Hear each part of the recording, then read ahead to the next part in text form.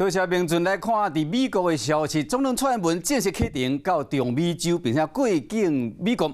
伊伫台湾时间今日透早来到纽约，为饭店到宴请侨胞的现场，拢有真济侨胞伫欢迎。不过伫总统这个休困的饭店的对面，嘛出现中国的侨胞有布条伫抗议，加这台湾的侨胞伫对呛。 总统蔡英文台湾时间30号半暝啊到纽约，不过伫咧大饭店的对面，却出现中国侨胞伫咧现场抗议。贵宾坐到另外一边，看台湾的侨胞，包拢真感官。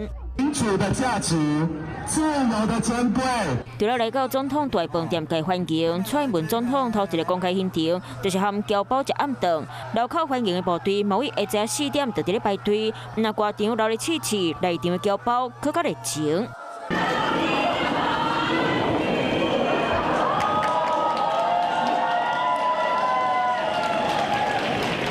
谢谢。不过你要记得，我下一次不选总统了。总统讲到政府施政的成果，嘛讲到拨现金6000块，甲现场的气氛差甲嚟噗噗。美国的我们的台湾人是不是可以领6000块？这个问题好像没人问过我，好像也不知道答案。我回去帮你们查一查好了。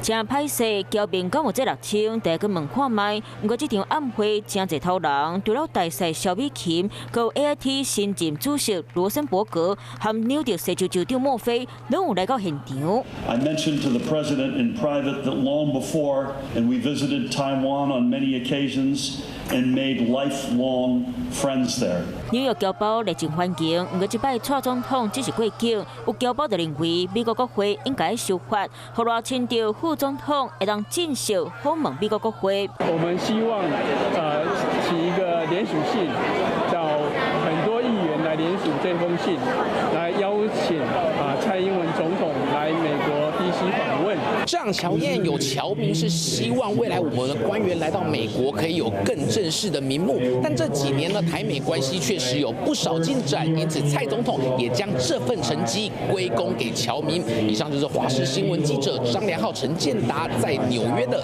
采访报道。我是吴一璇，想要收看最新第一手的讯息，赶快加入华视新闻 YouTube 频道，按赞、开启小铃铛，最专业的主播群说新闻给你听。